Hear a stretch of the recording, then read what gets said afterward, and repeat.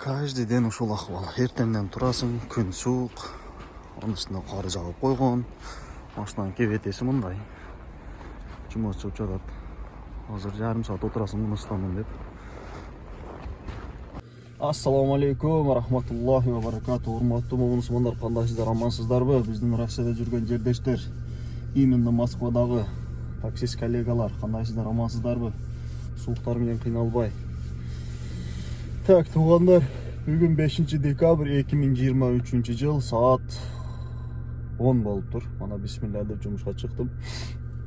Күн суук, эртеңе чыккым келбей жатып, мана буюрса бисмилля деп чыгып келе бердик эми. Туугандар, бул качан такси кылып жүрөбүз мынтип?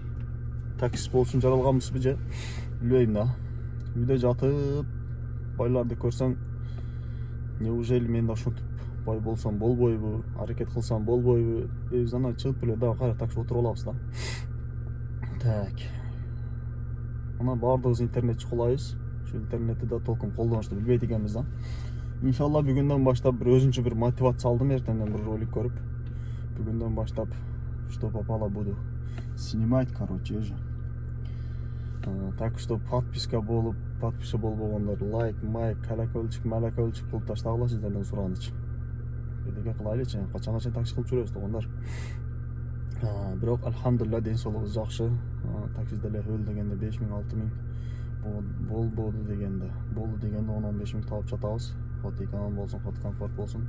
Ушуга дагы алхамдулилла. Ну, бу деген эми постоянно такси болуп жүрөбүз деген эмес. Телефондогу заряд өлүп атат.